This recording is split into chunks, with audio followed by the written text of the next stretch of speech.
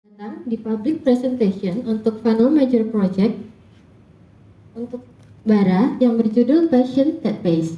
Terima kasih kami ucapkan kepada hadirin sekalian, segenap tamu undangan yang hadir, dan juga Kak Bior selaku asesor dari Project Bara hari ini. Pada seminar kali ini kita akan membahas bagaimana passion dan keuangan bisa berjalan beriringan untuk membantu kita membangun masa depan yang lebih baik. Saya, Dinda Imoy, akan menjadi MC sekaligus moderator pada acara hari ini. Pada agenda kali ini, kita akan ditemani oleh dua narasumber. Yang pertama adalah Bara, yang akan membawakan presentasi singkat ala TED Talk mengenai pentingnya memahami personal finance sejak dini, mulai dari menabung, mengelola uang, hingga langkah-langkah awal sebelum berinvestasi. Setelah itu, nantinya akan ada sesi diskusi dan tanya jawab bersama saya sebagai moderator atau artis talk, yang kemudian dilanjutkan dengan pertanyaan dari para peserta. Nantinya dari audiens akan dipersilahkan untuk memberikan pertanyaan kepada Bara selaku narasumber dari bagian diskusi yang pertama. Baik, tanpa berlama-lama mungkin bisa langsung saja kita mulai ya. Tepuk tangannya untuk narasumber pertama kita, Bara, silakan.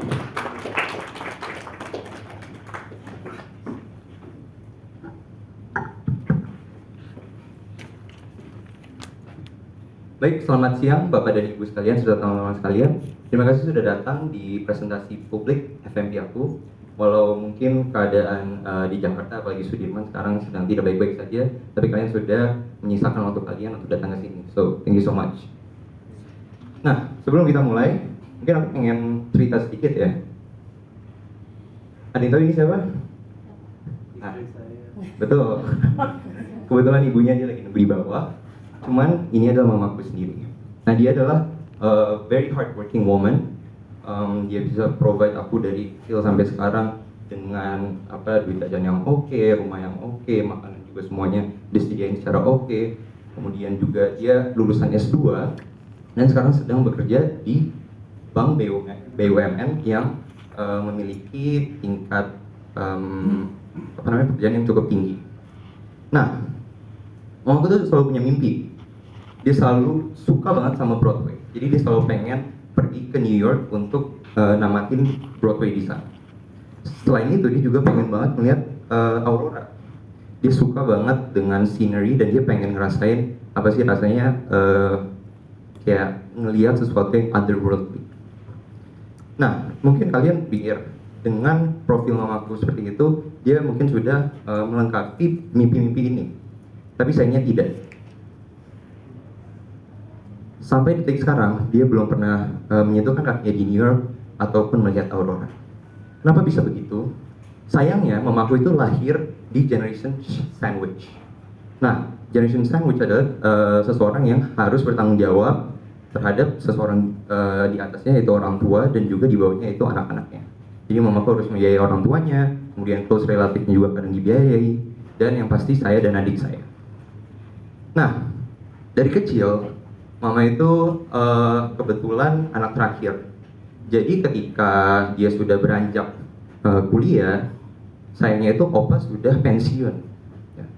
Dan apapun yang mengenai personal finance itu tidak pernah diajarin di level SMA. Dia mungkin baru nyentuhnya kuliah atau mungkin baru S2. Ya, jadi ketika dia masih umur-umur kita ini, dia nggak tahu sama sekali apa itu personal finance. Dan ketika opa saya itu pensiun, akhirnya dia menambah tanggung jawab yang harusnya nggak dipikul oleh dia. Nah, maka dari itu, ketika dia nggak tahu hal ini, saat sampai detik hari ini, pekerjaan mama itu selalu paycheck to paycheck. Jadi mama nggak punya investasi sama sekali, zero. Nah, ketika kita tinggal atau menjalani hidup paycheck to paycheck, itu akan susah sekali. Karena kita akan merasa bahwa kayaknya nggak bisa nafas nih. Dan kita nggak bisa spend our own money untuk enjoy ourselves. Dan itu yang dialami mama. Tapi mungkin coba kita rewind time. Oke, kita pikirin kalau misalnya mama ini dia ternyata bisa belajar mengenai literasi keuangan ketika diajarin saat SMA, terus saat kuliah, jadi dia udah punya tabungan, udah punya dana darurat, kemudian dia udah punya investasi yang banyak, dan mungkin hari ini dia bisa ada di New York dan melihat aurora. Mohon maaf ini Photoshopnya ada. Nah, yang pengen aku sampaikan adalah kita sebagai anak remaja itu tuh masih punya banyak banget waktu. Ya, kita sekarang adalah seumuran dengan mama saya waktu itu. Dan di waktu-waktu yang krusial seperti ini, kita harus belajar mengenai keuangan. Ya. Nah, sekarang saya pengen kalian semua tutup mata kalian. Tadi mama saya itu mimpinya kan dia bilang mau ke Broadway, mau ke Aurora. Nah, coba bayangin kalau misalnya kalian punya infinite money. Oke, jadi nggak ada restriction apapun, pakai infinite. Pertama saya mau kalian bayangin hal-hal yang mau kalian beli. Itu bisa jadi kamera, itu bisa jadi mungkin iPhone 17 Pro Max 2 GB, 2 terabyte yang dari Singapura, atau itu mungkin dari sepatu, baju, apapun itu. Bayangin itu. Kemudian nomor 2, saya mau kalian bayangin sesuatu yang intangible. Misalnya waktu dengan keluarga, jalan-jalan dengan keluarga ke luar negeri, having fun with your friends. Nah, coba pikirin feeling itu dan lock itu di hati kalian.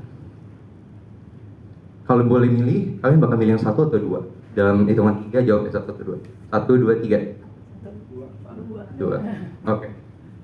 Nah, yang kedua itu adalah sesuatu yang aku sebut sebagai purpose.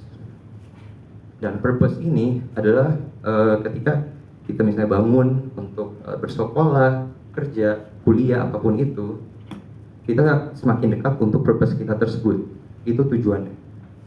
Purpose itu adalah suatu mimpi kita yang mungkin tidak bisa dibeli oleh uang, tapi bisa di-provide oleh uang. Nah, saya pengen mematahkan suatu konsep mengenai keuangan gitu ya. Jadi mungkin orang-orang pada pikir mereka kerja itu buat nyari-nyari duit. Tapi padahal duit yang mereka cari itu adalah untuk mengantarkan mereka ke purpose itu. Jadi saya pengen kalian mikir bahwa money is your vehicle to your purpose. Mau itu dari Avanza mungkin ya, kemudian nanti dengan uang ini bisa naik jadi BMW, private jet, terus akhirnya akan lebih cepat. Tujuan purpose kalian itu adalah tujuan keuangan kalian yang sebenarnya. Nah, gimana cara kita bisa nyampe di purpose ini? Apa sih step-stepnya? Yang pertama adalah invest in yourself. Jadi belum ke saham, belum ke crypto, no. Tapi kita harus invest in ourselves first. Kita sebagai murid sekarang mungkin ya, hal yang bisa kita lakuin itu pertama banyak belajar buku, connect with other people, join organisasi, cari beasiswa, dan umur segini juga kita harus banyak berteman tanpa memilih-milih gitu. Ya, jadi kita harus build our own connection, dan itu nggak akan menambah value di diri kita. Karena let's say amit-amit orang tua kita nggak ada tiba-tiba, karena kita nggak ada yang tahu kan orang tua itu kapan nggak ada. Nah, ketika ada kejadian seperti itu, atau misalnya tiba-tiba rumah disita, atau ekonomi keluarga tiba-tiba hancur, hal yang kita punya itu cuma diri kita sendiri, and our very own value. Your money can be inflated, but your knowledge and talent cannot. Jadi ini yang harus kalian invest pertama kali. Belajar buku, beli buku, dan itu bukan kegiatan konsumtif, no, tapi kalian menghabiskan duit untuk nambah diri kalian, untuk nambah nilai diri kalian. Kemudian kita naik tangga untuk expenses. Nah, coba sekarang angkat tangan siapa yang punya duit jajan. Oke, tinggi. Oke, kok ibu angkat tangan juga, Bu? Oke, sekarang angkat tangan lagi kalau kalian mencatat pengeluaran kalian. Oke. Baik. Nah, terkadang kita lupa untuk melakukan financial recording. Nah, ini mungkin terdengarnya kayak sangat membosankan, tapi di sini kita bisa tahu diri kita sendiri. Waktu itu pas beberapa tahun lalu saat saya kelas 10, satu tahun sebelumnya saat saya kelas 9, itu saya cuma dapat duit jajan 50.000 per minggu. Ya berarti 200.000 selama sebulan. Tiba-tiba naik SMA, saya dapat 600.000 sebulan. Shock.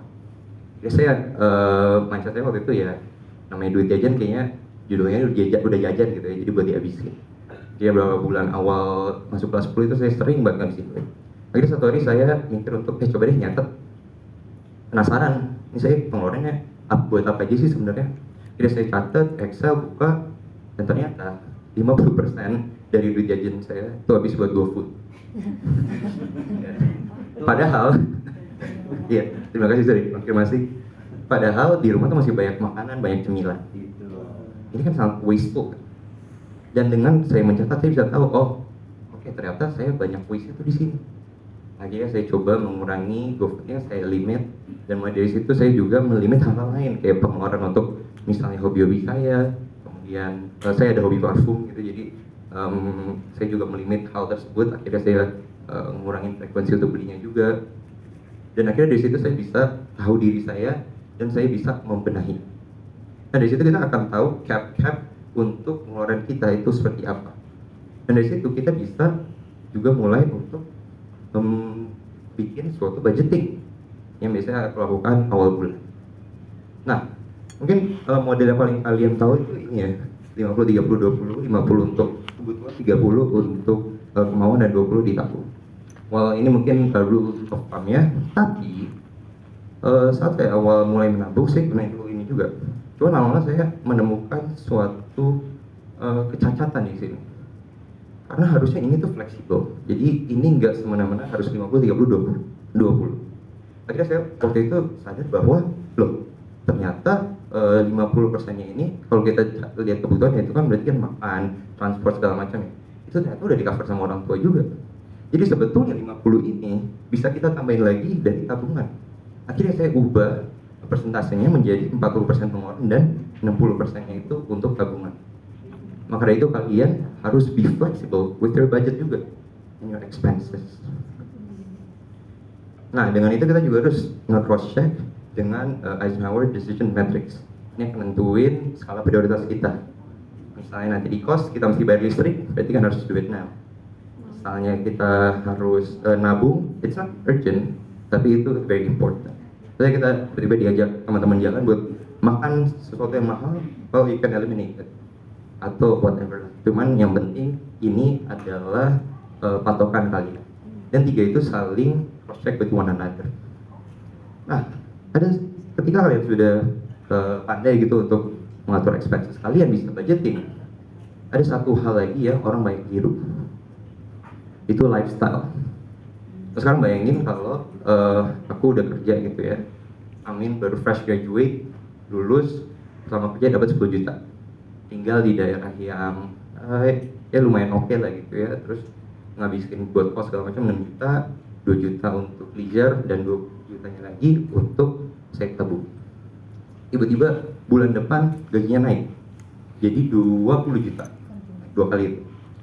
Terus oh ini oke nih, oh bisa nambahin pengeluarannya lagi nih, bisa nambah kos mungkin yang lebih bagus, pengeluaran listrik, wifi yang lebih bagus, dia nambah jadi 12 juta, 4 juta.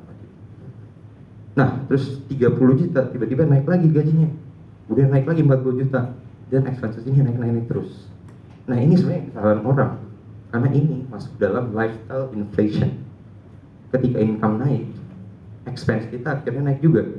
Nah, ini akhirnya uang yang kita tabung itu walaupun mungkin secara nominal semakin besar, cuma secara persentase akan selalu sama saja.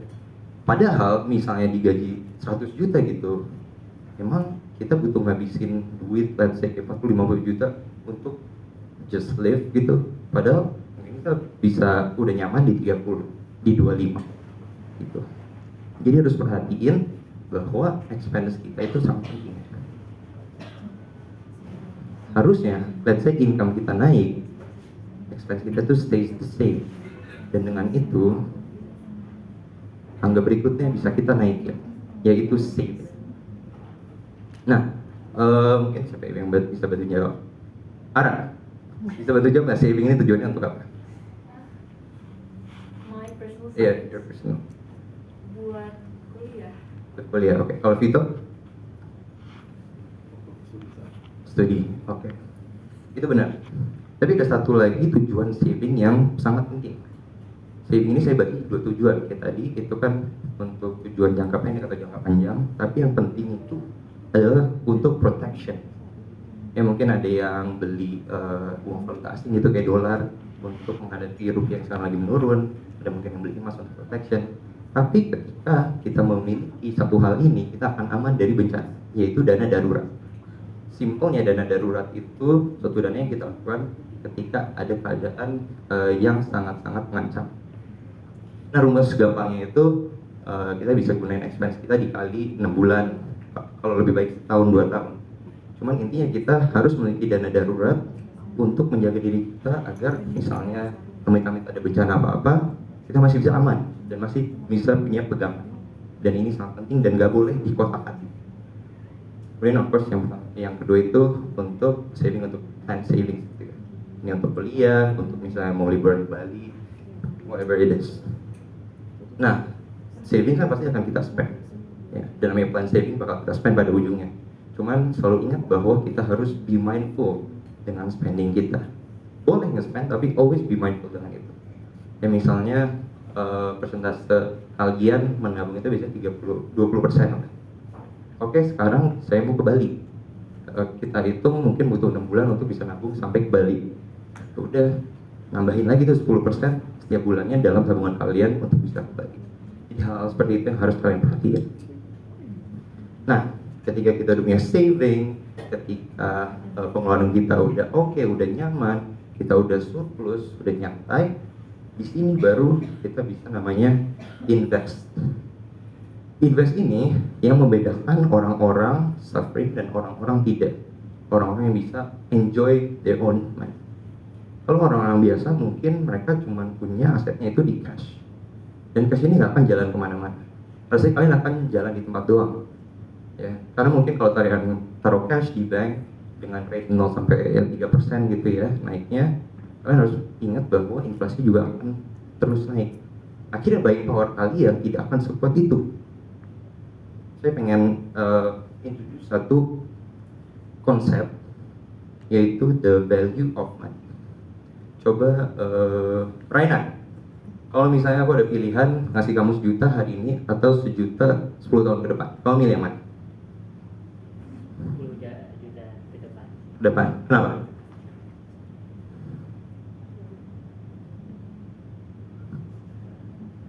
Kalau nggak usah bener, kalau nggak ada bener salah jawabannya. Ini karena uangnya lebih banyak sih yang ke depan. 1 juta tahun ini dan 1 juta 10 tahun lagi, menurut kamu 10 tahun lagi 10 tahun aja. kamu berarti mau ngambil yang 10 tahun? Iya, 10 tahun. Nah, padahal dengan konsep time value of money sebetulnya kita tuh harus mengappreciate uang kita sekarang. Karena uang kita sekarang akan selalu lebih berharga dari uang masa depan kita 10 tahun, 15 tahun ke depan. Karena again, inflasi itu akan mengurangi buying power kita sendiri. Nah, maka dari itu ketika kita tahu hal ini, kita bisa mikir untuk oke, berarti uang ini harus kita naikin nilainya. Caranya dengan apa? Caranya dengan invest. Nah, ada yang tahu ini siapa? Dua ini? Vito mungkin? Warren Buffett, right? Yang di kanan. Oke. Tapi betul. Yang bapak di kiri namanya Warren Buffett, seseorang investor terkenal, ternama, dan ini di kanan adalah Jim Simmons. Warren Buffett itu dia mulai invest di 11 tahun 1941, dan Jim Simmons baru mulai di 40 tahun 1978. Nah, selama mereka invest, average return mereka itu untuk Warren Buffett 19,8%, untuk Jim Simmons 66%. Dia punya model matematika yang tidak digunain untuk trading segala macam. Nah, Jim Simmons itu sayangnya sudah meninggal pada 2024. Dan ketika dia meninggal, total kekayaannya adalah 31 billion dollar. Mungkin kalau kalian nggak kebayang, ibaratnya kamu bisa ngabisin 1 M setiap hari dan bakal habis 1000 tahun dari sekarang. Sekaya itu. Nah, untuk Warren Buffett ada yang bisa tebak nggak kira-kira kekayaannya berapa tahun 2024? Coba. Bapak tahu kan mungkin? Kira-kira. Oke, kalau Mika mungkin. Saya buka Google dulu. Yang menurut kalian dari angka return ini dari mulai investasi kira-kira berapa nih? Dengan kita melihat yang satunya 31 billion. Berapa? Double. Jadi berarti 60 ya? 60, 67. 66,7 sekitar situ. Tapi saya nggak salah. 140 billion. Jadi kita bisa habis 1 M setiap hari rupiah ya, dan itu bakal habis 6 ribuan tahun. Nah ini namanya yang disebut compound interest. Albert Einstein bilang kalau ini adalah keajaiban dunia ke-8, itu compound interest, bunga berbunga. Kenapa ini bisa disebut seperti itu? Let's say aku invest 100 juta sekarang dengan return 10% per tahun. Jadi kan nextnya 110 juta, kemudian saat 110 juta dia nggak naiknya 10% itu dari 100 juta, tapi dari 110 juta akhirnya jadi 121 dan seterusnya. Let's say setiap tahun aku naruh 100 juta, 100 juta, 100 juta dan bunganya itu konstan 10%. Ketika tahun ke-15 saya bisa menghasilkan 3M already dengan modal kayak itu kalau mungkin sekitar 600 juta. Ya, makanya ini yang membuat kita investing itu bisa menggabungkan, mengkali gandakan kekayaan kita. Tapi ya kunci dari investing itu bukan banyak-banyakan return, tapi time, discipline, and patience. Seberapa lama kita mulai masuk di pasar, seberapa disiplin kita selalu nyisihin duit untuk kita taruh di market, dan seberapa patience kita untuk actually tidak narik duitnya. Nah, sebelum kita masuk ke investasi, mungkin kalian udah mikir, wah ini returnnya gede banget ya. Tapi yang harus kalian perhatiin adalah there's also risk. Jadi invest is not about getting the most return, tapi it's about managing your own risk. Nah kita bisa lihat paling bawah itu cash. Cash ini ya bisa dalam bentuknya kita taruh di tabungan, atau mungkin kita punya valuta asing itu dolar, yen, name it, itu namanya di cash. Jadi ya palingnya naiknya 0,23% lah. Kemudian naik ada fixed interest. Di sini masuk namanya bonds atau yang obligasi, surat utang. Ketika kita ngutang ke negara itu mungkin returnnya terus jujur lupa mungkin di 6 mungkin 6 di 7 sekitar situ. Kemudian kalau misalnya kita ngutang ke perusahaan itu mungkin rate-nya akan naik lagi di 8 atau 9. Tapi kan dari perusahaan kemudian dari negara ini juga rate-nya makin lama makin naik. Tapi kedua itu masuk di defensive assets. Jadi ketika kalian ngomongin mau kaya, mau bisa nikmatin duit sendiri dari investasi, jawabannya bukan di dua aset ini. Kemudian baru masuk aset di mana kita bisa expect return yang lebih tinggi. Itu property, ya, misalnya punya rumah di PK di mana. Kemudian baru masuk di shares juga. Shares itu saham, baru kita masuk ke saham. Bahkan shares itu ada dua. Yang pertama adalah ketika misalnya kita punya saham di BBCA, BBRI, saham-saham yang big bank, blue chip. Saham ini itu naiknya konstan, tapi pemain di dalamnya itu juga sudah sangat banyak. Kemudian kalau misalnya kita invest di saham-saham yang mungkin masih kapitalnya kecil banget, dari situ kita bisa dapat return yang lebih tinggi. Kayak misalnya Warren Buffett pas invest di Coca-Cola itu masih kecil sekali, tapi returnnya sangat besar. Dia akhirnya sukses. Cuman again risknya makin naik.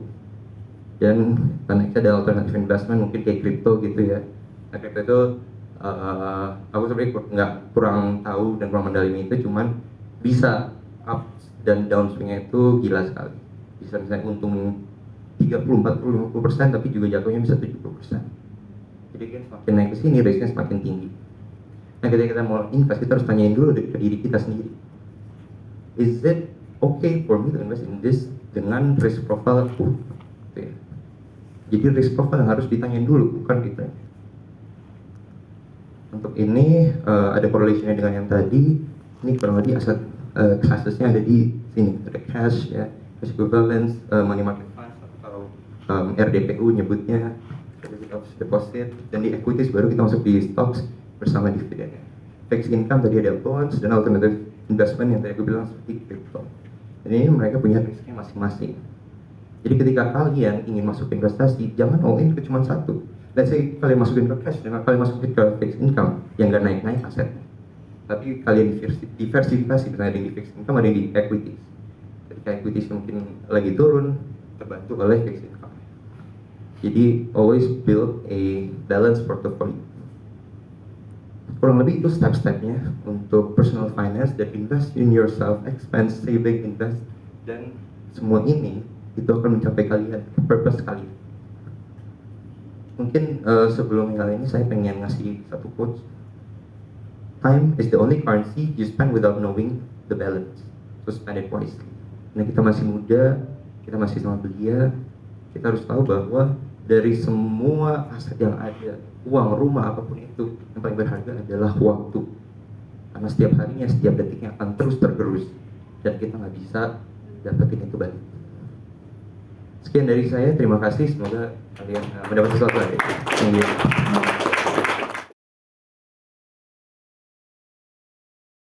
Oke, terima kasih Bara karena telah menyampaikan untuk TED Talk singkatnya tadi ya sebelum kita artis talk. Mungkin aku pengen tanya dulu gimana perasaan Bara sekarang? Lega sih, Mas. Akhirnya udah kelar juga. Padahal masih di tengah-tengah, ini belum diskusi, belum ada pengen jawab. Kalau diskusinya nyampe aja. Iya, nanti apabila dari audiens masih ada yang mau kembali untuk mengambil kudapan atau minum diperbolehkan ya, asalkan tetap kondusif. Baik, mungkin kita akan mengawali artis talk ini dengan pertanyaan pondasi, pertanyaan pokok yang bisa ditanyakan sebelum membahas hal-hal mengenai teknis atau isu. Mungkin bisa diceritakan sama Bara dulu gimana awal mula kamu bisa kepikiran untuk mengambil topik soal ini dan cerita prosesnya sampai di titik hari ini kita bisa bersama di sini dan ngobrol soal public presentation kamu. Ini ada depannya nggak apa-apa nih? Iya, nggak apa-apa. Ya, jadi sebenarnya masuk kelas 12 kan aku punya 1 tahun. Kelas 12 aku punya 1 tahun untuk melakukan FMP ini. Dan kebetulan juga di kelas 12 awal itu, apalagi 11 akhir itu, dimana aku mulai apply ke kuliah juga. Kebetulan mungkin bagi teman-teman di sini banyak yang kayak kuliahnya ngambil art atau desain gitu ya, tapi aku sendiri ngambilnya finance and accounting. Kenapa aku tertarik di situ? Karena ini juga akan sangat panjang kalau ini, cuman singkatnya ternyata aku sangat suka uang gitu lah. Jadi tapi Itu relate semua sih. Betul. Betul. Tapi awalnya itu pas aku dikasih kesempatan oleh Edudio untuk jualan. Jadi pas kelas 11 itu dikasih kesempatan untuk jualan, dan aku ngalamin itu semua prosesnya dari aku konsepting, aku produksi. Waktu itu aku bikin sus dan ada minuman, jualannya sampai aku nulis pembukuannya dan hasilnya segala macam. Tapi yang paling aku suka itu ketika tahap paling akhirnya gitu. Jadi ketika ngitung-ngitung duitnya itu, jadi mungkin dari mama ada sesuatu yang diturunin. Nah, terus akhirnya pilih jurusan tersebut. Terus pas milih bentuk FMP ini bingung banget, karena FMP anak-anak aku satu baca aku itu kebanyakan ya ada yang bikin instalasi, bikin mungkin performance seperti Bapak Mika di situ, yang bikin musik, jadi semuanya di bidang art gitu. Akhirnya aku bingung banget. Cuman waktu itu mindset aku itu lumayan egois sebenarnya. Gara-gara aku tahu aku ketinggalan banyak banget daripada teman-teman aku gitu ya, yang mungkin lebih sekolah di sekolah yang konvensional. Akhirnya aku pikir kenapa enggak selama 1 tahun ini aku gunain buat belajar. Akhirnya aku belajar ulang untuk ekonomi dari kelas 10, 11, 12, kemudian juga baca-baca buku, nyari-nyari tontonan yang lebih mungkin bisa nambah ilmu juga. Dan pokoknya selama berapa itu, 3 bulan, 4 bulan aku belajar sendiri doang gitu, tanpa terlalu mikirin bentuk FMP-nya seperti apa. Mungkin Kak Sipa juga ngalamin prosesnya, lebih ke nggak ada proses di awal-awalnya sebetulnya, karena banyak belajarnya doang gitu. Terus akhirnya aku ada tertarik untuk waktu itu bikin equity research yang dibantu sama Kak Bior yang ada di belakang. Waktu itu kita ada beberapa kali pertemuan, tapi setelah itu aku ngalamin bimbang.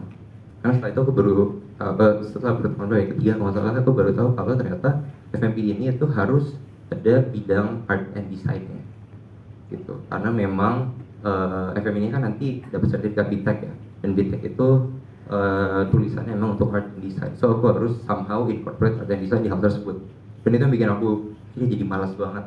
Akhirnya malah nggak lanjut untuk beberapa lama.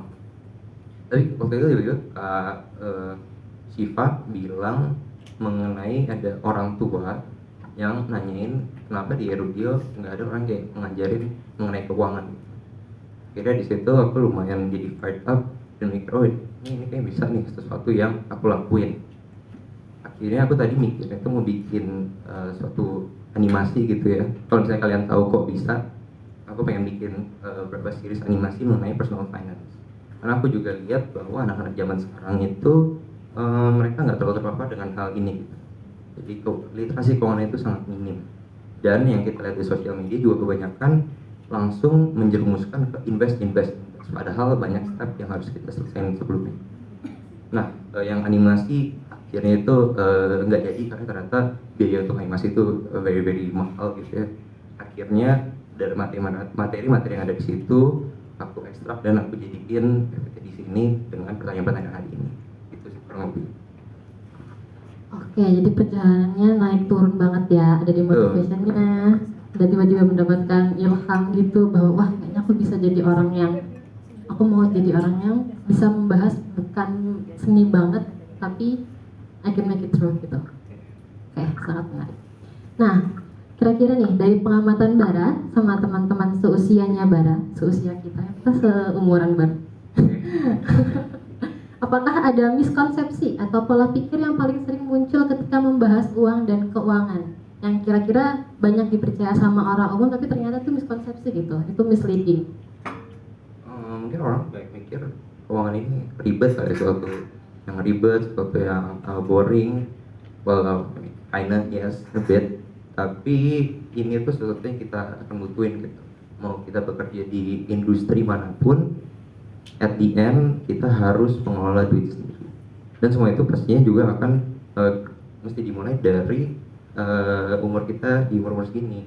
Gitu. Karena banyak kesempatan keuangan yang udah too late ketika kita sudah menginjak umur-umur tertentu. Gitu. Jadi mungkin miskonsepsi terbesarnya adalah itu sesuatu yang terlalu kompleks yang nggak bisa digapai. Padahal sebetulnya enggak gitu. Oke, kalau saya Warren Buffett pernah bilang kalau misalnya untuk invest dan saya memiliki IQ di 150, minusin 30 juga nggak apa-apa. Karena nggak butuh otak yang cerdas untuk itu. Gitu. Berarti mungkin kebanyakan bikin orang-orang overwhelmed duluan kali ya. Iya, betul. Lihat kayak tabel-tabel cash flow udah kayak apa ini gitu. Padahal itu bisa, itu simple asalkan mau untuk coba gitu kali ya. I see. Nah, mungkin tadi udah sempet dijelasin dikit juga sama Bara. Mungkin ada saran dari Bara buat teman-temannya Bara yang seumuran SMA ini untuk pertama-tama invest tuh langkah-langkah awalnya seperti apa sih? Apakah harus kayak dari yang tadi diri sendiri dulu atau ada hal-hal tambahan lain yang perlu diperhatikan atau gimana? Ada tips-tipsnya nggak? Apa ya? Mungkin yang pertama ya pastinya kita harus lengkapin tangga ini semua. Dan ketika kita udah punya dana darurat, akhirnya itu kan ada excess duit di situ. Nah, ini adalah duit yang kemudian bisa kita gunain untuk investasi. Jadi pertama adalah kita harus punya uang dingin, uang yang ketika let's say nggak dipakai, mau ada mau enggak, jangka panjang 1 tahun 2 tahun itu oke. Nah, ketika kita punya uang yang seperti itu, baru kita masukin ke investasi. Nah, untuk investasi kan ya instrumennya banyak lah. Tapi balik lagi kita harus tahu risk profile kita sendiri. Dan cara mengukurnya ya dari itu tersebut. Ketika misalnya kita masukin di kripto gitu. Ya dengan uang yang kita punya, nominal yang kita punya. Apakah lu ready untuk naik turun setiap hari gitu? Kalau nggak ready, ya mundur dulu. Baru mungkin cari di saham. Saham nggak ready, ya nggak apa-apa mundur dulu. Bisa masuk di bonds ya, di RDPU itu yang paling aman. Cuman ya bagian itu mungkin returnnya sangat kecil. Dan aku bahkan gunain RDPU personally itu untuk dana darurat. Karena sekarang kalau ini bukan endorse tapi kalau di Bibit RDPU-nya itu bisa ditarik sekitar 24 jam. Jadi konsep dan daruratnya masih bisa di checklist dari situ. Tapi kalau Bibit mau sponsor juga boleh. Nah ini akan diupload di YouTube. Cuman kita harus tahu risknya dulu. Setelah itu juga kita harus siapin mentalitas. Kita harus tahu bahwa market itu very volatile. Nah, mungkin aku ada analogi Mr. Market. Let's say aku beli rumah di daerah mana, daerah dekat sini deh misalnya, Sini. Sudirman gitu ya, Wow, oke. orang kaya ini misalnya. Kaya banget. Kita beli berapa sih harga sini? Di PIM aja sekitar 11 M sih. Oke, let's say 20 M gitu ya. 20 M, oke. Kita beli sekarang. Kita tahu harga di rumah ini bakal naik 30 M 10 tahun ke depan. Oke, kita udah beli, kita udah tinggal di rumahnya. Tiba-tiba Mr. Market ngetok, tek, buka pintu, dia bilang, gue mau beli rumah lu 5 M. Lu kasih nggak? Nggak. Enggak dong, rugi dong. banget. Rugi kan? Iya, betul. Terus besok harinya dia ketok lagi, Misi mau beli, gue naikin di harganya jadi berapa? 15, tapi masih rugi. Masih rugi. Ketok lagi, yaudah deh, kan beli 20 M, gue naikin dikit deh, 25. Tapi kita tahu bakal 30, bakal kita jual nggak? Kalau nggak butuh-butuh banget duitnya kayak enggak dulu. Ya kan? Nah, kurang lebih market itu seperti itu. Jadi kita sudah tahu nilai intrinsik dari company yang bisa kita cek dengan berbagai metode valuasinya. Kita tahu harga suatu saham gitu ya.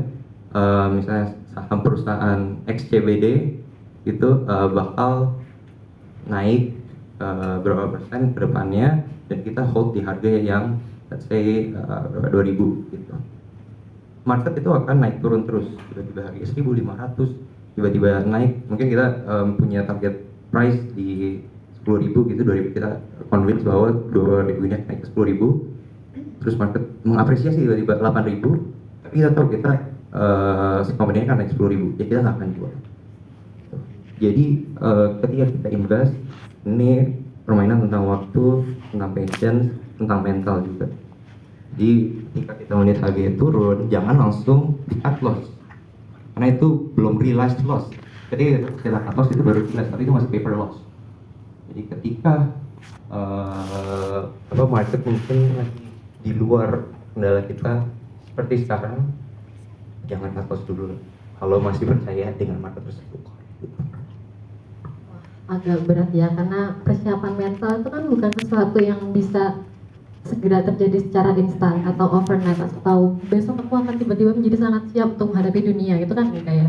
Pasti ada hal-hal yang kita menjalani prosesnya dulu supaya kita bisa menjadi lebih siap dan lain sebagainya. Oke, mungkin sebelum dilempar ke audiens, setelah audiens diperbolehkan untuk menyampaikan pertanyaan, aku mau nanya dulu soal penyelesaian FMP ini kan udah public presentation ya. Kira-kira nanti ke depannya apakah ada hal-hal project-project baru yang Bara persiapkan, atau ada langkah-langkah yang sudah menjadi wacana di masa depan, seperti apa? Yang pasti aku akan lanjut kuliah, kemudian di kuliah bakal banyak organisasi, tapi ketika kuliah kebetulan itu aku di daerah yang cukup rural, jadi persentase orang tuanya itu cukup banyak, dan mungkin ya ini lumayan mulia atau apalah, tapi mungkin aku pengen coba ngebantu orang tua di sana sih dengan bisnisnya mereka, karena di sana itu mereka punya selling point, concern itu di mana-mana gitu. Kota yang aku akan tujuin untuk kuliah itu namanya Beppu, dan sebutan itu di kota Odisha. Jadi mungkin aku pengen ngebantu orang-orang lokal di sana untuk ngenalin ini ke mungkin event kancah internasional. Mungkin bisa dikasih disclaimer dulu itu di negara mana? Iya lagi, Jepang, di Jepang. Tepuk tangan dulu dong, Clara. Oke, berarti mungkin jatuhnya ada kayak kegiatan sosialnya gitu ya? Iya. Bisnis sosial sebutannya? Bukan? Bisnis sosial? Enggak juga sih, lebih ke mungkin hospitality. Hospitality, oke, menarik. Baik, kalau begitu dipersilahkan untuk audiens memberikan pertanyaan. Mungkin akan dibuka dulu 2 pertanyaan dulu untuk yang pertama. Dipersilahkan. Silakan. Angkat tangan.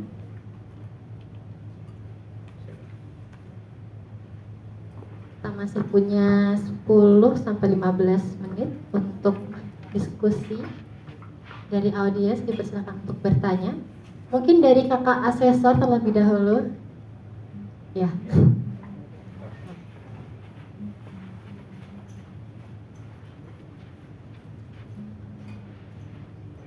Eh, siang semua, siang barat. Siang. Mungkin pertanyaannya quick aja. Jadi tadi kan dikasih tahu kalau investment itu kan banyak bentuknya, ada yang defensif, ada yang lebih untuk enlarge kita punya range. Nah, kalau di kondisi sekarang, if you have 1 miliar gitu, Bara mau invest kemana dan alasannya apa? Oke, baik. Baik, terima kasih. Mau langsung dijawab atau satu pertanyaan lagi? Mungkin dikumpulin dulu boleh. Oke, boleh. Renata mau tanya? Tadi kan aku dengar kamu ceritain tentang kalau mau investasi itu banyak risknya ya. We need to assess the risk first. Ya. Tapi mungkin karena aku masih agak baru on the knowledge, what kind of risks are there in investation? Oke. Baik. Minum dulu ya. Terima kasih. Minum dulu. Review dulu. Tadi pertanyaan yang pertama, kalau misal kamu diminta untuk memutuskan investasi di satu tempat saat ini, di mana?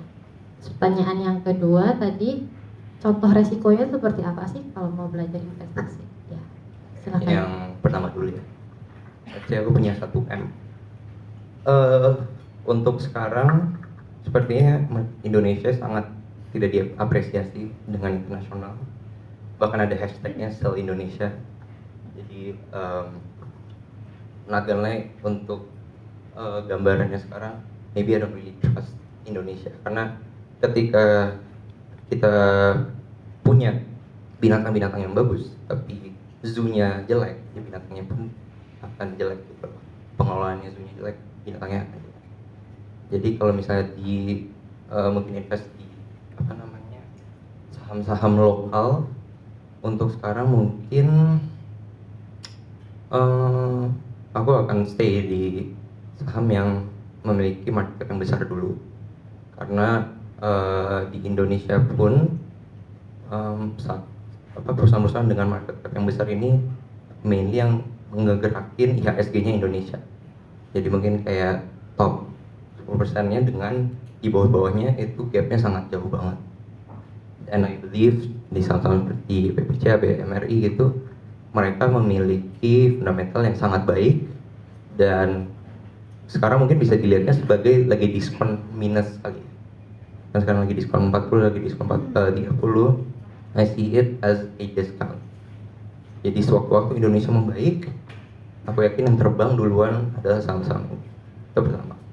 Kemudian yang kedua, aku dengan saham itu selalu, dan ini yang aku lakuin sekarang, aku taruh di S&P 500 sih. Karena I don't really know about kayak saham secara individual gitu. Tapi ketika kita taruh di S&P yang returnnya itu kayaknya udah jadi sebagai benchmark juga gitu untuk orang-orang yang investnya nyicil-nyicil ke berbagai barang gitu ya, untuk beat the S&P. Dan bahkan orang-orang yang udah naruh duitnya di BBCA, di Bitcoin, yang hari ini banyak banget yang mengalami loss di situ, tapi S&P-nya selalu naik. Jadi I will mungkin divide it, let's say 50% S&P, kemudian 30 di BBCA, 20-nya mungkin ke saham yang lebih riskan, saham-saham yang aku akan lihat, oh ini kayak tertarik, ini menarik, kurang lebih gitu. Terjawab? Terima kasih. Oke, baik, terima kasih. Itu nyambung sama pertanyaan yang kedua ya, contoh-contoh resiko ketika mau belajar untuk investasi. Seperti apa contoh-contohnya? Ya, risiko itu mungkin bisa dibagi jadi dua. Yang pertama itu dari uang kita sendiri dan dari mental kita sendiri. Jadi let's say kamu Renata naruh duit 10 juta di Bitcoin. Oke. Swingnya itu sangat besar, bisa tiba-tiba minus 70%. Dan namanya investor baru mungkin ketika kamu melihat hal tersebut, kamu akan panik ya kan? Dan itu masuk di mentalnya. Jadi mungkin bisa naik 50% bisa, tapi turun 70-80 itu hal yang lumrah di cryptocurrency. Nah, apakah kamu ready untuk hal tersebut? Dengan mungkin uang dingin yang kalau kamu punya. Gitu, belum kan? Nah, kalau belum, kamu tarik mundur. Dan selalu begitu sih. Jadi, tarik mundur sampai kamu bisa menerima loss-nya. Karena gimana pun nggak mungkin untung terus, pasti akan loss. Tapi kita harus melihat time horizon yang lebih panjang. Karena misalnya kalian buka Google sekarang, cek saham apapun, lagi turun, gitu ya. Misalnya lagi turun, pasti langsung panik. Jadi kalau misalnya kalian cek time horizonnya di 1 tahun, 5 tahun, kalian akan lihat kalau yang sahamnya bagus, itu in the long term sebetulnya naik. Jadi memang per hari itu naik turun, very volatile, tapi returnnya akan sangat besar di masa depan. Nah, untuk risknya juga, ketika kamu tahu mana yang kamu aman, mana yang kamu enggak, kamu bisa bagi diversifikasi di portofolio kamu. Misalnya kamu sangat siap dengan loss-nya ketika kita ngutang gitu ke perusahaan. Karena banyak kok yang gagal bayar perusahaan ketika kita ngutang situ. Tapi kamu siap dengan risk itu. Oke, kamu naruh berapa persen di situ. Tapi juga kamu harus selalu punya bagian dari portofolio yang risknya lebih besar. Yang mungkin kamu akan panik sedikit, tapi at least kamu punya safety kamu, yaitu si utang ini gitu. Jadi selalu diversifikasi dan selalu tahu ini panik atau enggaknya gitu. Menjawab, Renat? Oke, terima kasih.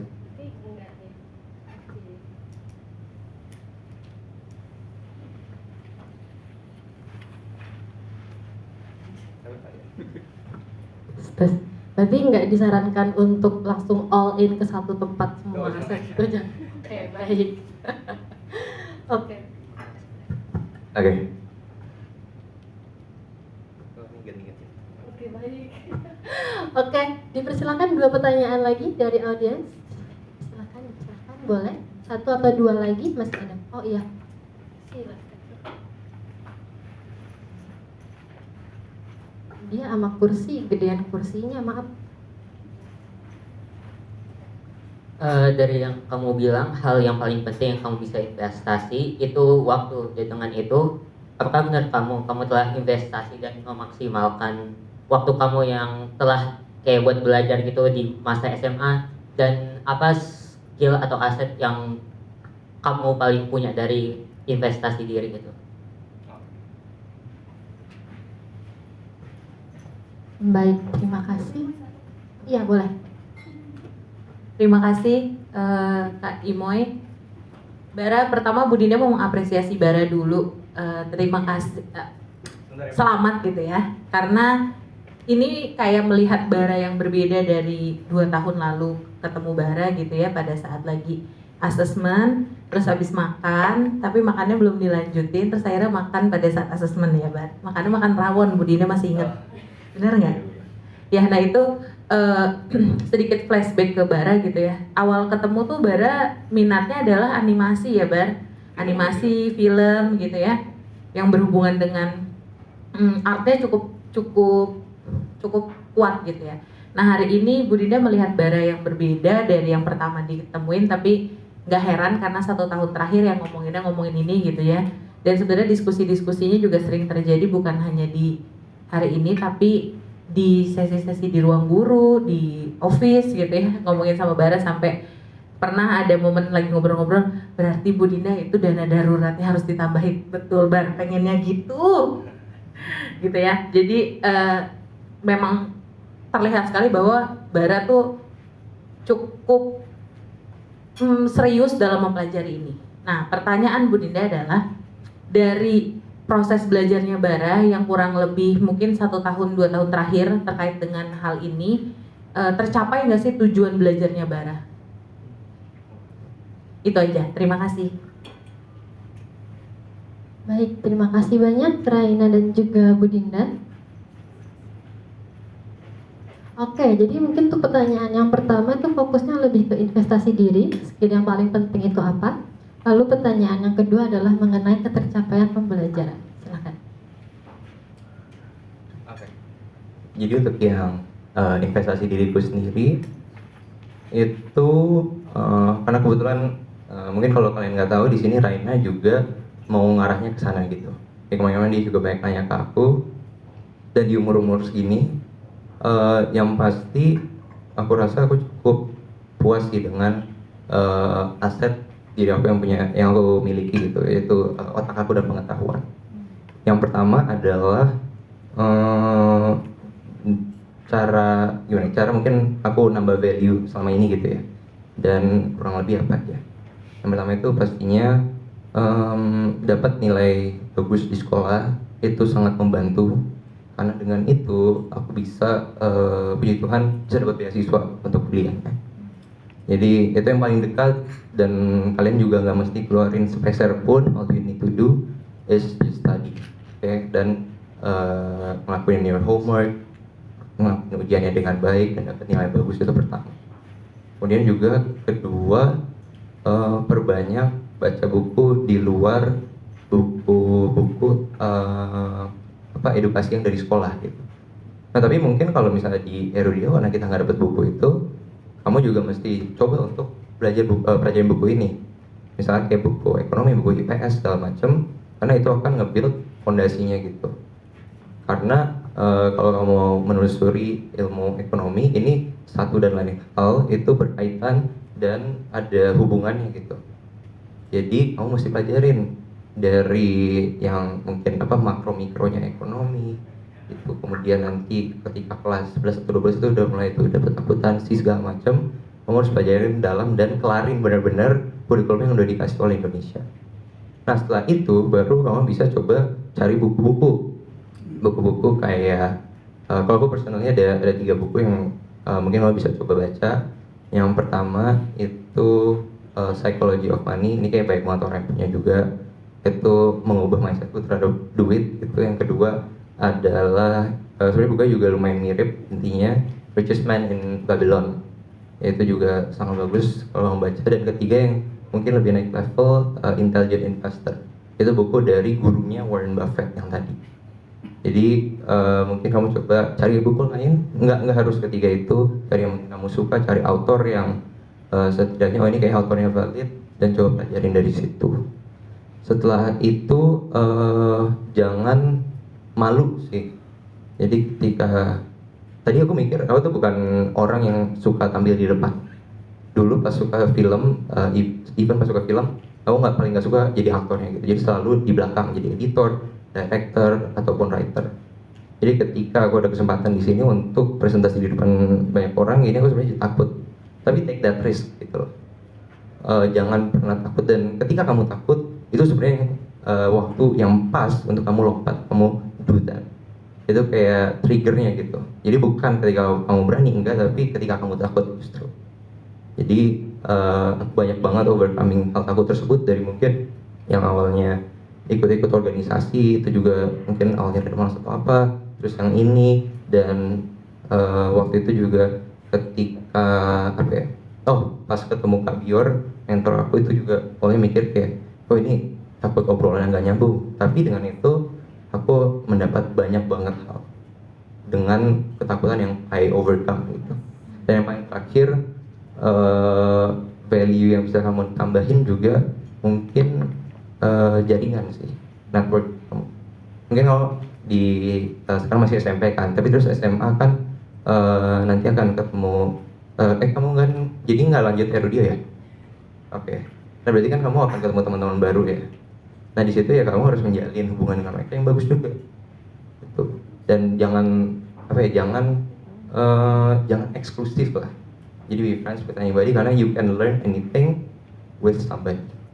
Gitu. Your net kata-katanya? Your net worth is your net worth. Jadi network yang banyak, kemudian tamatin sekolahnya dengan baik, belajar banyak buku, mungkin coba follow influencer yang trusted gitu ya, yang lebih mengedukasi mungkin, dan dengan itu kamu bisa mulai nambah value kamu. Sudah terjawab, Raina? Oke. Terima kasih banyak dan sangat in-depth ya jawabannya. Oke, mungkin bisa langsung dijawab jawab untuk pertanyaan yang keempat dari Bu Dinda mengenai ketercapaian pembelajaran. Apakah menurut Bara sudah mencapai apa yang selama ini Bara inginkan? Sudah dan lebih. Jadi Tepuk tangan dong. Tes. Nah, FM ini sebetulnya ada dua part. Yang pertama itu gini tadi gue bilang learning, dan di situ outcome-nya aku membuat equity research terhadap suatu bank digital, Superbank, mungkin kalian tahu. Dan itu dibantu oleh Kabior, mentor aku. Dan sebetulnya capaian yang pengen aku capai waktu itu adalah ya sampai situ doang gitu. Dan ketika udah menyelesaikan equity research itu, aku rasa udah puas karena ini yang aku butuhin dan ini emang cocok untuk aku gitu, dan aku bakal gunain ini untuk kuliah juga. Tapi yang kedua adalah ini presentasi ini, karena awalnya aku nggak mau ngelakuin ini sebenarnya gitu ya, kan Yanda kasih Pak tahu seperti apa aku lumayan batunya, tapi kira I do it anyway. Dan hal yang aku pelajarin adalah dalam tingkat edukasi apapun, tingkat kerja gitu ya, kita akan selalu menghadapi workload yang lebih dari kapasitas kita. Mungkin dari bos atau dari guru atau dari sekolahnya gitu ya, akan selalu minta lebih dari yang bisa kita kasih. Dan always take that gitu. Karena ketika kita udah tahu kapasitas kita apa dan kita cuma lakuin sampai situ, ya apa yang bikin kamu beda dengan 1000 orang lainnya. Tapi ketika kamu mau ngelakuin hal tersebut, that what makes you different gitu. That what takes you to the 1%, 10% gitu sih. Dan aku rasa itu yang aku alamin juga di sini. So iya sih, jadi dengan aku mau ngelakuin ini, aku akhirnya bisa ngasih impact juga banyak orang, nggak cuma diri aku, dan semoga orang yang nonton bisa belajar 1 dan 2 hal. Itu sih. Oke, baik. Bagus banget ya kalau begitu. Tepuk tangan dulu dong. Jadi impactnya nggak cuma buat self growth-nya Bara aja, karakter development kamu sendiri, tapi kamu juga bisa giving impact ke orang lain, meskipun bukan sesuatu yang langsung mengubah dunia semua orang, akan tetapi small things matters, small change matters, ya kan? Oke, terima kasih Bara. Itu untuk sesi artis talk bersama Bara. Berikutnya kita akan ada sesi diskusi bersama Bapak Taufan Wirzon. Akan tetapi dipersilahkan untuk hadirin coffee break lagi sekitar kita ada 2 menit, 5 menit, dipersilahkan ya sebelum kita lanjut untuk berdiskusi kembali dengan narasumber yang kedua. Terima kasih Bara. Bagian kedua dari seminar kali ini diperuntukkan untuk kita semua yang sering bertanya-tanya mengenai passion yang kita miliki di bidang seni, apakah benar-benar bisa menjadi karir, tantangan apa saja yang ada di dalamnya, lalu seberapa penting pengetahuan keuangan bagi seseorang yang ingin berkarya secara profesional. Untuk membahas mengenai itu, mari kita sambut narasumber kedua kita, Bapak Taufan Wirzon, orang musisi. Dipersilahkan untuk seorang bapak, ya betul, dan seorang suami, betul. Baik, bagaimana kabar Bapak pada siang hari ini? Baik, sebelumnya Assalamualaikum warahmatullahi wabarakatuh, Shalom, dan salam sejahtera buat semua yang sudah hadir.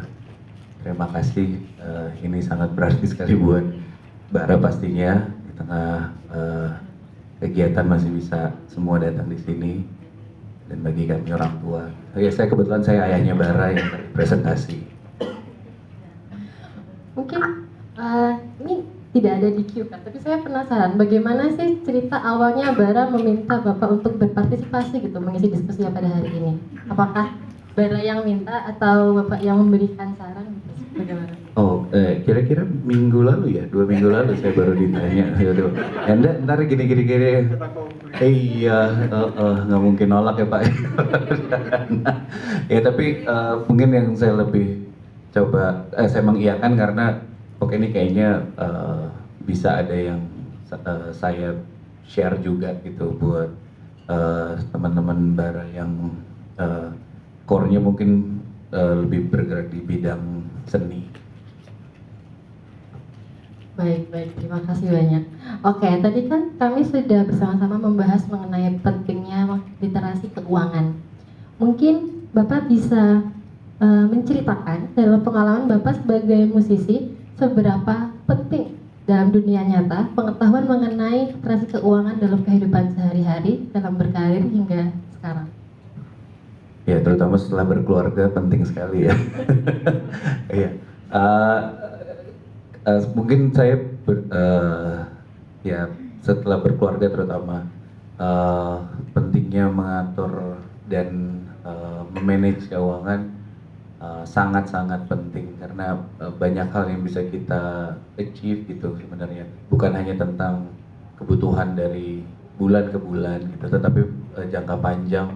Dan kalau kita bisa dengan baik memanage itu juga kita tidak harus terus-terusan ngorbanin hari-hari dan waktu kita ya untuk hal-hal yang sebenarnya bisa kita habiskan bersama orang-orang yang lebih kita cintai dan sayangi gitu.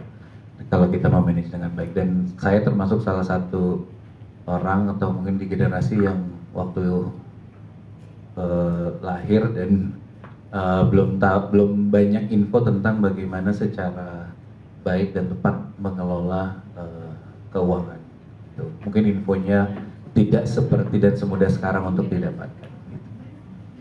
Oke, hal itu juga berkaitan dengan pertanyaan berikutnya mengenai bagaimana kisah berkarirnya Bapak di industri kreatif sebagai musisi. Apakah ketika di umur SMA atau SMP seperti teman-teman sudah yakin gitu untuk mengejar di bidang itu atau seperti apa?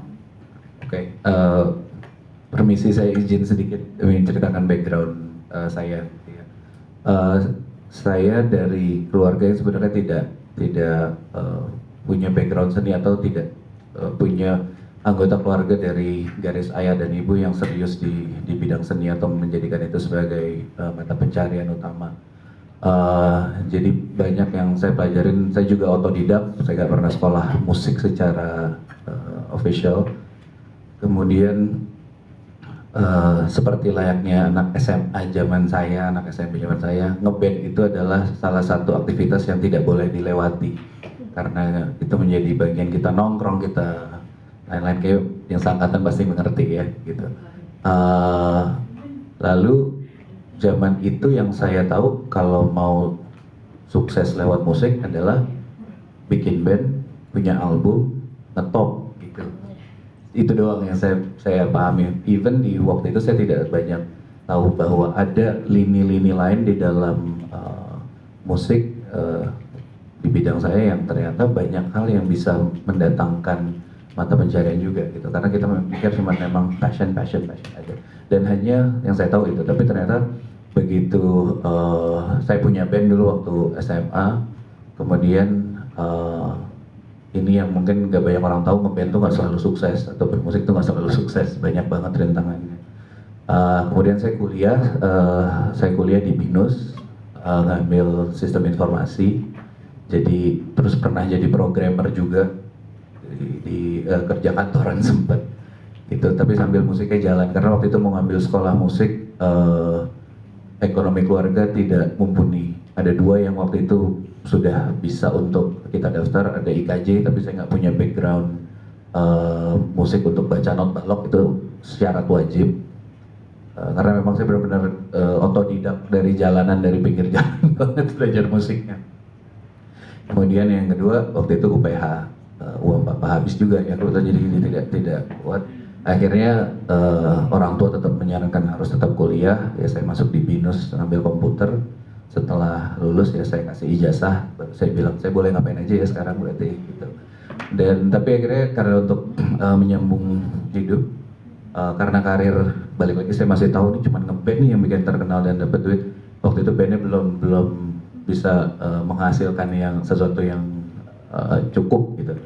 Akhirnya saya kerja kantoran 3,5 tahun jadi programmer, lighting design, kayak bikin Monas nyala tuh, itu salah satu project dari kantor.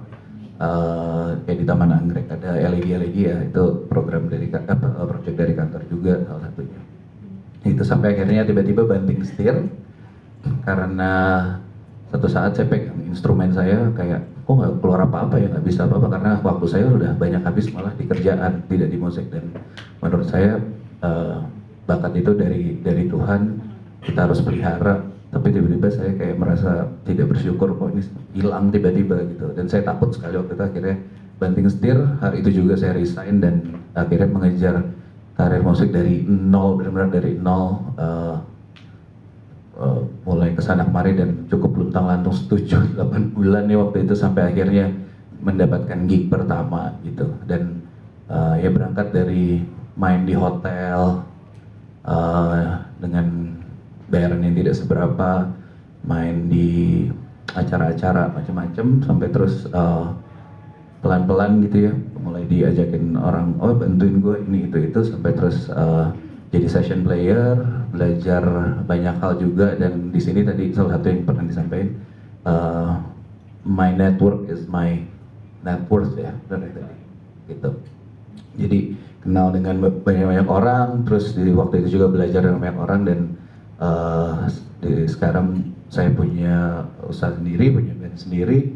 Saya juga music producer buat beberapa artis, music director buat beberapa artis juga, dan masih menjalankan entertainment sendiri juga, kira-kira. Tangan dulu dong. Oke, mungkin nyambung dari bagaimana perjalanan itu, apalagi sebagai seorang musisi berkarir di industri kreatif, nggak bisa tiba-tiba menjadi musisi yang dikenal oleh banyak orang, langsung terkenal, langsung punya banyak fans gitu lah ya. Nah, kira-kira menurut Bapak, apakah dunia seni sebagai pilihan karir itu masih dianggap sangat beresiko dan tidak stabil hingga masa sekarang? Atau apakah dengan kemajuan teknologi saat ini sudah bisa lebih memfasilitasi, atau justru lebih banyak resiko yang menghalang rintang di berkarir di bidang seni? Ya kayaknya nggak pernah habis pikiran bahwa dunia seni itu selalu beresiko ya gitu. Padahal seni itu dari way back, dari zaman Romawi selalu punya peranan penting di dalam bagian dari perkembangan budaya gitu. Jadi akan selalu punya tempat dan selalu punya jalan untuk menjadi pelaku seni apapun itu bidangnya. Cuman saya mengerti sekali karena kayaknya kita manusia dibangun atas sesuatu yang stabil gitu. Sedangkan dunia seni itu saya bisa istilahnya cuma bisa unquote seru banget gitu. Banyak banget pasti pernah pernikah di mana kayak menyangkut kadang ya di sini banyak yang ini pastilah ya Vito ya, benar ya, gue baru ketemu sama Vito juga luar biasa banget nih, Jimmy Vito dari musik juga. Iya pasti yang seniman tahulah banyak banget rintangan-rintangannya yang mungkin nggak semua orang bisa lewatin, even itu dari personal ataupun dari sisi luar yang kayaknya membuat seni itu menjadi sesuatu yang dilihat tidak stabil gitu pencapaiannya. Padahal selama kita konsisten dan kerja keras, pasti itu akan sampai di tempat yang baik untuk kita bisa berkarya gitu. Dan saya rasa resiko nggak hanya di seni itu pun pasti ada gitu ya. Jadi kekhawatiran kayak gitu selama kita pasti kasih kerja dan waktu yang terbaik pasti akan sampai. Very ya, setuju. Oke, nah sesuai dengan yang tadi sudah di-mention juga oleh Bapak mengenai risiko-risiko yang ada dalam berkarir di dunia seni, kira-kira di titik mana ketika Bapak menyadari bahwa ternyata manage keuangan itu sama pentingnya dengan kemampuan untuk bertahan berkarir di dunia seni? Di titik mana? Oke, saya orang yang lumayan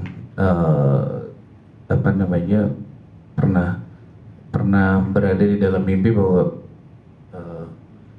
lo berkesenian, lo bermusik, just do whatever you want. Dan itu yang saya coba kerjakan. Saya passion driven, bukan business driven ketika terjun ke dunia musik. Tapi ketika terjun pun akhirnya kita dihadapkan bahwa memang kita akan ketemu berbagai macam situasi dan berbagai macam orang gitu. Belum lagi dihadapkan sama juga ada namanya kebutuhan, apalagi kalau seperti saya waktu itu sudah berkeluarga. Sebenarnya saya dapat bayaran pertama saya sebagai musisi gitu. penting sekali karena ada hal yang harus kita seimbangkan dan ini realitanya yang akan dihadapi gitu. Bahwa ada kebutuhan yang kita harus penuhin. Tapi saya berusaha membalance itu dalam arti saya akan kerjakan tuntutan pekerjaan semaksimal mungkin. Saya kasih 200% untuk apapun pekerjaan yang dikasih ke saya, suka atau tidak, dan apa yang saya dapat dari situ saya pastikan akan bisa menjamin kebutuhan intelektual saya sebagai musisi gitu. Sedikit sharing gitu ya, nggak semuanya pekerjaan yang saya lakukan itu menyenangkan. Kayak biasa kita dulu Natalan atau saya Natalan selalu kumpul malam Natal, tiba-tiba mulai kerja sebagai musisi, tanggal-tanggal itu adalah tanggal-tanggal where the big money is gitu. Dan kita harus ngorbanin waktu sama keluarga. Malam pertama saya kerja di malam Natal nangis sendiri gitu, tapi saya sadar oke, ini mungkin realitanya seperti ini gitu ya. Dan ketika kita udah berusaha mengumpulkan dan memanage duit yang ada, dengan duit yang ada pun akhirnya saya punya fasilitas untuk bisa menyalurkan hal-hal yang saya nggak bisa salurkan di pekerjaan utama saya gitu. Ini bahkan udah di dunia musik gitu. Misalnya saat main untuk event-event seperti itu, saya mostly waktu itu mainnya lagi kayak banyak di jazz gitu ya. Cuman saya suka banget musik-musik soul dan R&B yang tua gitu. Kebutuhan alatnya pun berbeda. Nah, ketika dapat bayaran dari sini, ntar saya investasikan ke alat-alat di mana saya bisa nyalurin kebutuhan saya yang lain, sampai akhirnya ternyata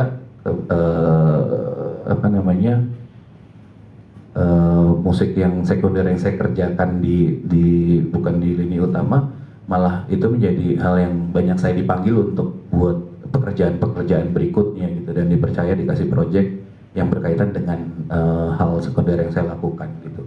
Jadi sebenarnya itu saling menyeimbangkan satu sama lain gitu. Oke, jadi memang ketika manajemen keuangan itu bisa dimaksimalkan, maka bisa membuka opportunity untuk hal-hal baru yang diinvestasikan kembali gitu ya. Oke, apabila Bapak bisa kembali ke 10 tahun atau nggak mau 10 tahun, ketika Bapak masih SMA, kira-kira nasihat apa yang akan Bapak berikan kepada diri Bapak pada masa itu? Iya, kayaknya saya akan bilang sama diri saya kayak gali banyak hal sedalam-dalamnya, berusaha ketemu orang-orang yang sebanyak-banyaknya, berusaha mencari info sedalam-dalamnya. Kayak tadi saya cerita, saya pikir dari musik itu cuma dari dulu ya, kayak hanya dari ngeband terkenal, dapat banyak duit dari situ. Ternyata banyak banget misinfo yang saya nggak dapat, bahwa banyak teman-teman yang sampai sekarang cuma main di cafe, cuma main di wedding, bisa hidup nyekolahin anaknya sampai kuliah sampai lulus gitu. Jadi ini bukan masalah tentang fame atau pengen populer dan terkenal, karena itu dua hal yang berbeda gitu. Ada juga kok yang populer tapi tidak bisa secara financial ternyata memenuhi kebutuhan mereka, malah sebaliknya gitu. Jadi saya akan bilang ya, itu terutama buat adik-adik juga, kayak apapun itu, give it a shot, give it a try, cari info dan coba banyak hal sebanyak-banyaknya mumpung usia kalian masih muda, dan mudah-mudahan itu bisa jadi bekal apapun yang akan kalian kejar di kedepannya. Oke, yang penting give it a shot, just do it. Oke, nah tapi kira-kira sebenarnya kesalahan terbesar atau kesalahan umum apa sih yang bisa dilakukan oleh seniman-seniman muda ketika mungkin mereka mendapatkan cash pertama mereka? Common mistakes. Oke, mudah-mudahan ini bisa relate, tapi akan saya share yang saya tahu aja ya. Karena saya di musik, kayaknya yang paling saya banyak temuin itu common mistake-nya adalah lifestyle yang paling umum gitu. Ketika ya kadang gimana ya, ada momennya para musisi ini punya waktu di mana mereka menghabiskan waktu mereka untuk latihan di rumah, di kamar. Bisa kita ngalamin rata-rata bisa kayak 1 hari itu 12 jam practicing our instrument gitu. Jadi kadang ketika tiba-tiba bisa keluar, bisa perform, bisa ada waktu kosong, they think itu sesuatu yang ini langka banget dan betul mereka all out doing a lot of stuff sampai akhirnya suka lupa bahwa ya itu hanya penyeimbang aja dan memang lifestyle yang paling susah gitu.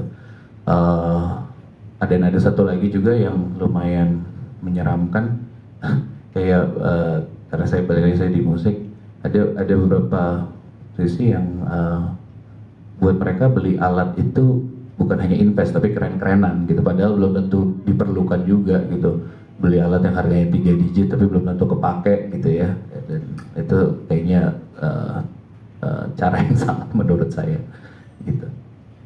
Wow, saya baru tahu bisa ada instrumen seharga 3 digit. Bisa ya. Oke, baik, terima kasih banyak informasinya. Oke, selanjutnya dipersilahkan untuk para audiens memberikan pertanyaan. Iya, langsung gercep sekali Bapak. Silahkan. Mungkin 2 pertanyaan dulu. Terima kasih Pak. Halo Pak. Ya, saya bagi jadi 2 sesi ya, pernyataan dan pertanyaannya Pak. Bapak kuliah siang di BINUS ngambil komputer, malamnya nggak dihukum Pak? Sorry Pak, nggak. It's a dead joke. Oke, pertanyaan saya bukan ke Bapak tapi lebih ke apresiasi ke Bara ya. Saya kira menghadirkan papamu di sesi ini sangat relevan. Karena apa? Karena mencoba untuk connecting the dots antara pengelola keuangan dengan kehidupan tanda petik seniman. Tadi saya nggak sempat bertanya ke Bara sebenarnya, saya penasaran. Yang saya suka dari presentasi Bara itu adalah content wise, knowledge wise ada di situ. Saya bisa membayangkan saya seperti hadir dalam seminar perencana keuangan yang ditata secara konten dan knowledge itu profesional. Dan saya nggak ragu soal bagian itu. Dan saya kira tinggal masalah latihan aja sih sebenarnya. Dan it's okay to be, I think it's okay to be outliers. You know what I mean? Outliers. Be different. Ya. Dan saya kira Air Radio satu wadah yang kita bisa menjadi apapun yang kita mau gitu ya. Dan tadi kalau Bara bilang struggle bahwa wah saya kok beda sendiri daripada yang lain, saya nggak ada sentuhan art dan design katakanlah di situ. The fact that I see your slide is actually skills that financial planner probably don't have. Jadi slide kamu tuh, karena gini, storytelling bagi financial planner itu penting sekali karena dia menjahit banyak hal teknis.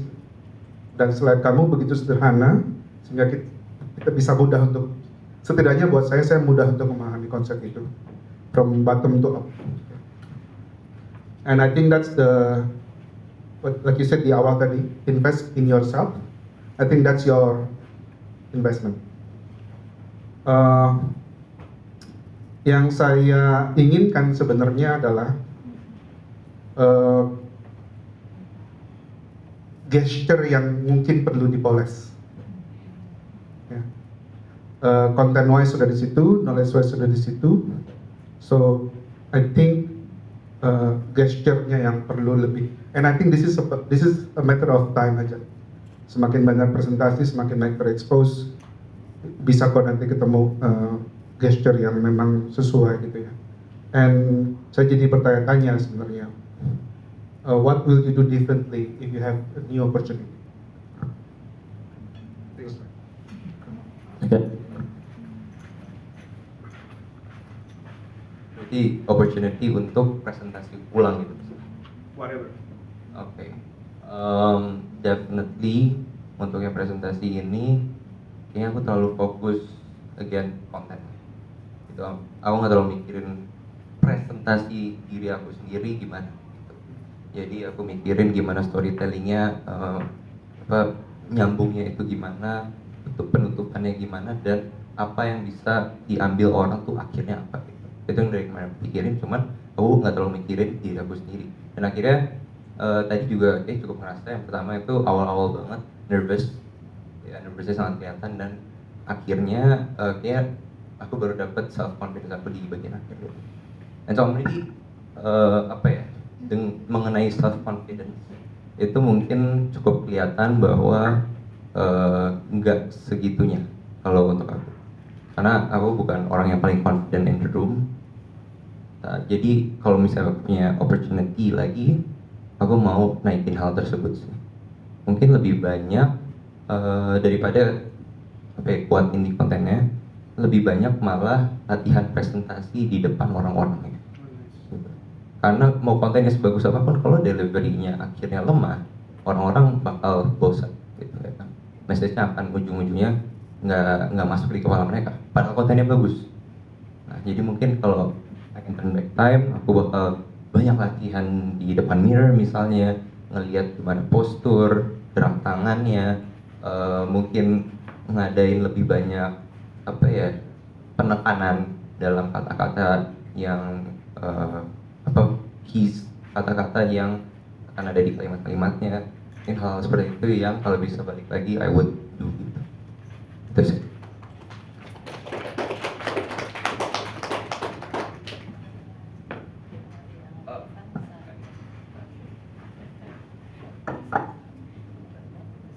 Baik, terima kasih. Apakah sudah cukup menjawab untuk Bapak Mario atau apakah ada tambahan? Oke, baik. Terima kasih banyak atas kritik dan sarannya dari Bapak. Dipersilakan. Halo, nama saya Ara. Aku ada pertanyaan buat Pak Taufan. Jadi, for background konteks, beberapa dari anggota keluargaku itu juga adalah pelaku seni.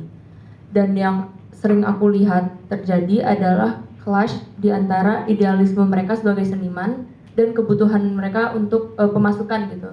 Jadi kira-kira lebih ke apa yang bisa dilakukan biar si idealisme senimannya ini tetap masuk, mereka tetap satisfied, tapi masukannya juga tetap ya satisfied juga gitu sih. Langsung dijawab. Oke. Arab ya? Arab. Iya. Jadi mungkin ada pandangan yang beda juga dari musisi lain atau seniman lain gitu ya. Cuman saya hanya berusaha menjawab dari pengalaman. Saya punya prinsip idealisme itu harus ada, tapi ketika dibenturkan dengan kebutuhan atau realita, saya cuma ambilnya gini. Kalau lu bikin musik nih, terus yang bisa, ini musik yang idealis, tapi yang bisa nikmatin lu doang gitu, silahkan main di kamar aja. Karena kalau buat saya, kalau berkarya kita harus bisa menyampaikan apa yang kita pengen, tapi kita juga harus bisa relate dengan message yang kita mau sampaikan buat ke orang. Jadi at least itu pertama, asas idealismenya jangan sampai memang hanya buat kita. Saya mengerti bahwa seni itu hal yang sebenarnya bisa menjadi hal yang sangat egois gitu, untuk buat kita sendiri. Tetapi ketika bicara mau ngomonginnya di share ke orang, ya idealisme itu nggak bisa buat idealisme untuk di kamar aja berarti gitu. Lalu ketika untuk menyeimbangkan ini dengan pendapatan bagaimana? Ketika bicara yang namanya pekerja, saya sering dapat statement dari orang, enak ya kerjaan lo gitu, karena rata-rata teman saya tuh orang kantoran gitu ya, bukan musisi yang dari SMA atau apa gitu. Enak banget kerjaan lo gitu, kalau ngumpul waktunya bebas, terus free segala macam. Yang mereka lupa ketika konteksnya kerjaan itu pasti ada pertanggungjawaban, ada professionalism juga di situ. Yang mana kita harus mempertanggungjawabkan itu ke orang lain gitu. Jadi kita nggak bisa purely memang wah ini happy aja gitu. Syukur apa yang kita kerjakan bisa memuaskan ini kita gitu. Tapi saya rasa harus ada toleransi sih di dua hal itu. Nggak bisa salah satunya jalan sendiri begitu ya ketika dihadapkan dengan kebutuhan dan lain-lain. Dan tadi saya sempat bilang Isyana, tahu kan ya Isyana Saraswati? Kalau kamu dengar lagu rilisan pertamanya itu sangat cheerful, sangat industri gitu musiknya.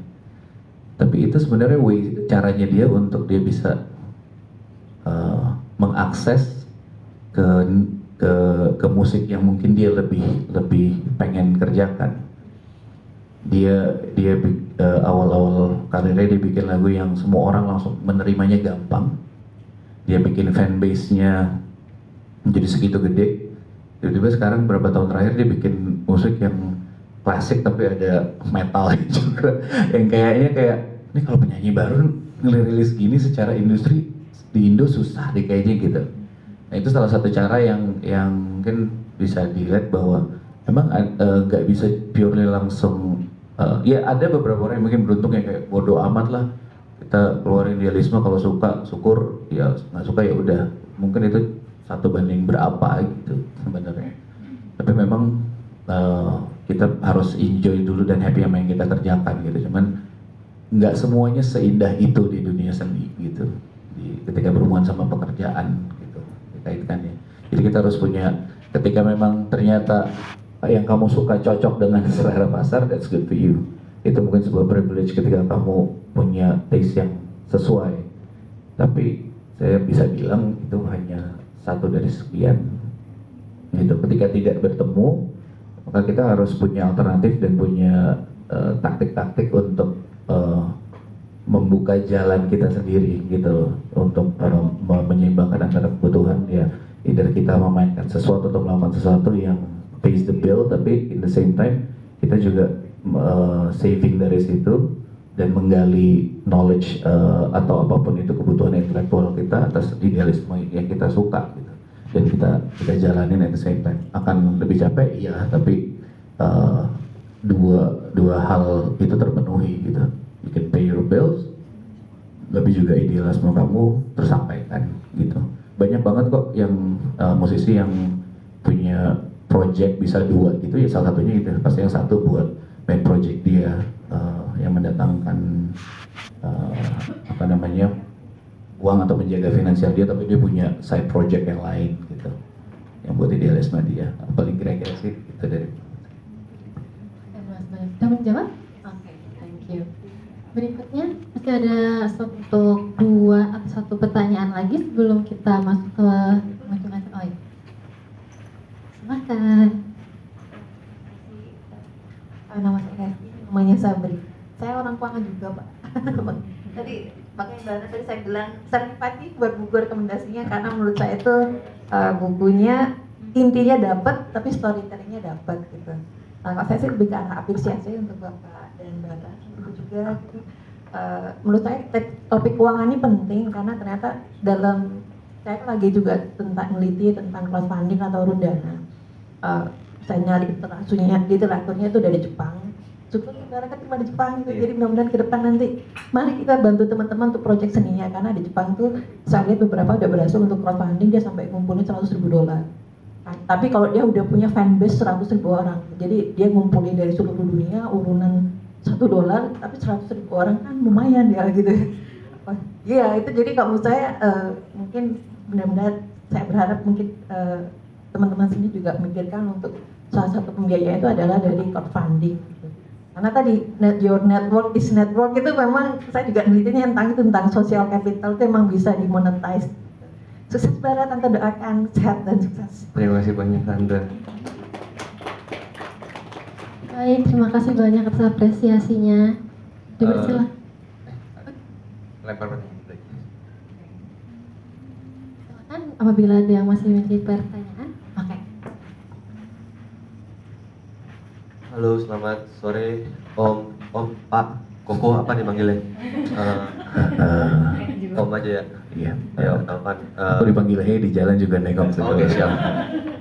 Ya, sebelumnya perkenalkan nama saya Mika. Hai Mika. Saya teman makannya Bara kalau di kantin. Sebenarnya banyak yang saya pengen tanyain Om. Cuman itu save it for another day aja, kita mungkin bisa kecap di lain hari. Tapi sangat relate apa yang didiskus tadi dengan apa yang saya lakukan selama 3 tahun di Rudio ini. Selama ini saya punya kepercayaan bahwa di tengah krisis dan ketidakpastian di Indonesia saat ini, industri entertainment dan ekonomi kreatifnya adalah salah satu cara untuk bisa langsung memajukan Indonesia. Selama 3 tahun di Ridho ini, apapun proyek yang saya buat, mungkin Om udah pernah nonton juga ya, mungkin Tante Rika juga udah pernah nonton sebelumnya. Semuanya saya lakukan adalah bentuk pengabdian dan bakti saya kepada budaya Indonesia. Karena di tengah zaman di mana dunia terus berkembang dengan pesat, seni budaya yang berakar tradisi dan budaya Indonesia kerap kali mendapatkan tantangan untuk tetap terus relevan bagi generasi muda ini ya. Tapi saya yakin ini kelak bisa menjadi keuntungan yang besar di kemudian hari.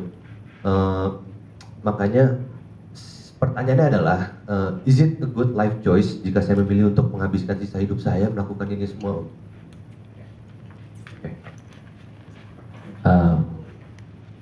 Pertama saya mau apresiasi dulu, like show kamu gila sih, keren banget.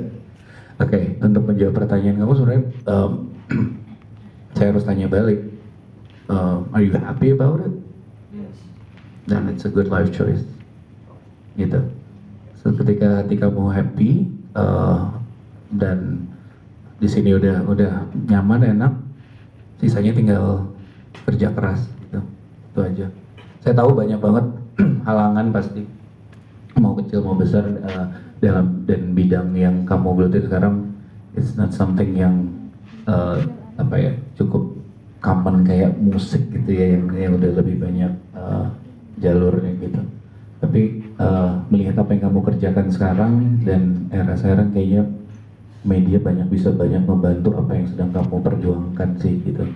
Dan percaya apa enggak, show kamu aku kasih ke teman-teman aku juga, kayak aku bilang, ini anak sekarang ada yang bisa bikin kayak gini, gila sih gitu. Bisa menyiapkan preparation semua dari A sampai Z, bikin show seperti ini kayak and I think dunia budaya dan terutama bidang yang kamu kerjakan dalam tangan yang baik kalau orang-orang seperti kamu yang menjalankannya sih. So keep doing it man, jangan putus asa gitu. Kuncinya tadi udah kamu bilang sendiri, I'm happy om, dan just kerjain gitu.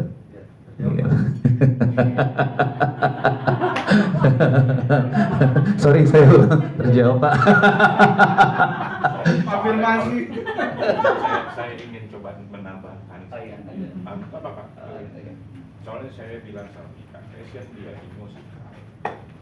Ya, Mika bilang sama saya, passion dia di musikal. Cuman saya waktu itu saya tanya Mika, ini untuk passion sampai umur berapa? Karena kamu balik lagi kalau korelasinya dengan apa yang Bara presentasi tadi mengenai keuangan, dia harus bukan saya merendahkan seniman, saya bilang, tapi sampai di umur berapa ya, bahwa nanti mereka dia kan sendiri akan mempunyai niche. Mungkin itu om yang mungkin mau saya nanya, dari seumur Mika lalu dia dengan senang untuk kegiatan seninya, harusnya sudah mulai terbuka untuk mulai ada income itu baiknya di umur berapa? Iya, ya saya cuma jawab bahwa memang pekerjaan di bidang seni memang tidak semanis itu, pasti itu udah pasti. Kayaknya yang pernah ngejalanin ini pasti akan mikir hal yang sama. Tapi satu hal dari pengalaman saya adalah kita semua pengen dapat uang pastinya ya. Kayak Bara tadi bilang saya cinta uang, saya juga saya cinta sekali malah. So, ya, tapi kamu boleh kita semua boleh aja fokus dan punya mimpi ke situ, tapi jangan lupa yang mendasari seni itu bukan uang. Yang menggerakkan dan mendrive kita berkesenian itu pada dasarnya bukan uang. Untuk bisa pengen dapat uang boleh ya. Tetapi yang sudah nih Pak ketika kita kasih hati kita sepenuhnya buat apa yang kita kerjakan di seni, uang akan mengikuti dengan gampangnya kok habis itu, biasanya begitu.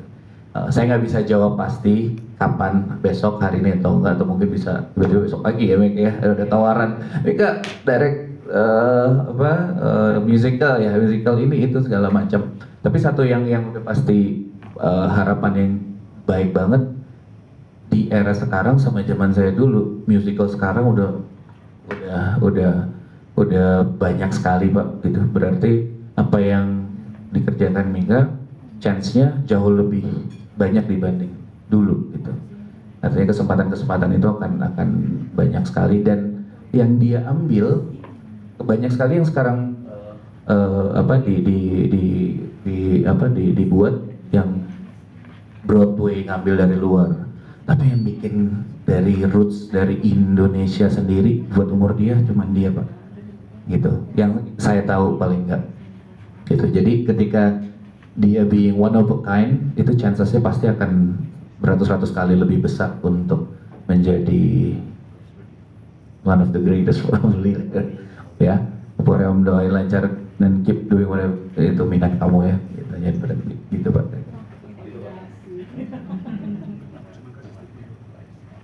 Oh iya, ada titipan dari Bara sedikit, apa namanya, karena buat nyambung ke ininya dia, ke tugas dia ini. Salah satu yang akhirnya saya diminta untuk ngomong tentang di siang ini adalah, waktu itu saya bilang sama Bara bahwa di music business itu bisa jadi macam-macam. Salah satunya contoh adalah pernah dengar Malik and Essential ya? Gitu. Ya itu kebetulan beberapa teman-teman SMA saya sekelas juga gitu, jadi saya tahu banget strugglingnya gitu, dari band yang merilis lagu, kalau mungkin ada yang tahu perjuangannya untuk mereka ngerekam satu album 10 lagu, mereka harus bikin 30 lagu dulu baru bisa diseleksi habis itu. Jadi terus waktu itu band dengan aliran itu belum banyak, ketika masih banyak band-band yang berbasis rock mereka ditipukin karena kayak apaan sih, lain banget, joget-joget maco gitu segala macam. Tapi sampai akhirnya mereka konsisten, dan sekarang saya terakhir main ke kantor mereka udah punya kantor sendiri, beli dari penghasilan mereka sendiri. Mereka band yang manggung dengan frekuensi paling banyak se-Indonesia kayaknya, satu bulan itu 32 kali rata-rata. Band-band lain mungkin 10, 15 gitu ya. Mungkin yang agak mengimbangi Run lah paling ya, kalau tahu band Run ya, Malik. Tapi terus juga mereka handling bisnisnya sangat baik. Mereka bisa mengelola keuangan mereka dengan baik. Dan itu berangkat dari benar-benar bukan mereka meng-hire orang-orang yang hebat atau gimana, tapi mereka benar-benar memaksimalkan tugas masing-masing. Kayak mereka ada satu masa mereka punya program untuk memanage band lain yang belum pernah punya single. Jadi mereka bikinin tuh, mereka bagi-bagi tugas. Oh ya, si Ilman, Lale, gitaris sama keyboardisnya itu yang bikin workshop lagu-lagu. Nanti mixingnya ke basisnya ke Jawa, QC terakhirnya di Widi, yang marketingnya Angga, duitnya si Indah, penyanyinya gitu. Ini salah satu bentuk dimana bahwa dari dunia seni pun nggak hanya tentang ngeband main musik, tapi ternyata begitu kita dapat sesuatu dari situ bisa di manage demikian rupa gitu. Dan mereka sampai punya sekarang Pop Hari Ini, kalau pernah ada yang tahu di Instagram juga, itu adalah sarana medianya dari yang berbasisnya dari Malik atau Organic nama company-nya gitu. Jadi apapun bidangnya, kalau itu sudah didapat bisa di manage dan diberdayakan dengan baik pasti gitu. Saya 30 detik aja. Saya telat untuk pertanyaan ini ketika saya masih SMA, dan saya mau tularkan ini ke anak saya khususnya dan teman-teman anak saya. Apa sih definisi suksesnya kalian? Jadi itu nggak ada yang salah, nggak ada yang benar. Selama kalian mengerti definisi sukses kalian, udah jalanin aja. Yang punya ukuran cuman kalian sendiri. Orang tua jangan bilang, jangan gitu, ntar kamu jatuh, ntar kamu gini. Sorry ya Pak ya, tapi they have their own definition of success. Jadi pegang aja itu. Itu mungkin belum dijawab sekarang, mungkin dijawabnya 5 tahun lagi, mungkin dijawabnya 70 tahun lagi mungkin, tapi tetap aja tanya itu, apa sih definisi suksesnya saya dalam hidup ini. Gitu sih. Thank you. Terima kasih. Silakan Bara untuk memberikan statement atau merespon. Bukan responsnya, cuman pengen lebih ngingetin teman-teman tadi mungkin udah dengerin cerita Papa dari awal sampai akhir gimana dan sekarang bisa membiayai 2 anak gitu. Yang satu sekarang lagi sekolah di Gons, nanti dia juga bakal kuliah terus di luar ya. Kemudian mudah-mudahan di luar, terus aku juga udah bisa kuliah di luar. Oh ya. Tapi satu hal yang aku lihat dari Papa gitu sebagai seniman adalah dia nggak punya mentalitas seniman. Mungkin seniman itu sangat erat dengan namanya ide, namanya hasil, ya kan? Tapi kayak 90%, 80% of it itu adalah exploring seninya itu sendiri dan melatih ulang seninya itu sendiri gitu. Mungkin for reference, aku di rumah ketemu Papa itu time window-nya mungkin cuman dari jam 11 sampai jam makan siang. Ya, nggak apa-apa. Sisanya Bapak akan explore musiknya di studio, kemudian mungkin ada record lagu segala macam, tapi dia membawa mentalitas atlet untuk melakukan keseniannya gitu. Jadi dia nggak nunggu-nunggu ide datang, dia yang paksa ide itu untuk keluar gitu. Jadi always practice, jangan pernah males-malesan, ya kan? Ini kayaknya nggak ada ide apapun, nyantai dulu deh. Nggak bisa gitu, harus dipaksa ide itu untuk keluar, karena namanya kalian mau sukses sebagai seniman itu yang akan bikin kalian beda gitu. Dan ini juga bisa apply ke banyak lini industri dan pekerjaan. Itu sih.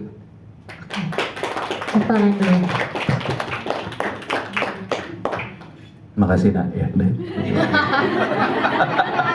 Oke, baik. Tidak terasa kita telah sampai di penghujung acara. Semoga rangkaian diskusi hari ini dapat memberikan banyak pemahaman baru serta membantu kita dalam meningkatkan literasi keuangan demi masa depan yang lebih aman dan nyaman. Terima kasih untuk Bara karena telah menyelenggarakan seminar hari ini.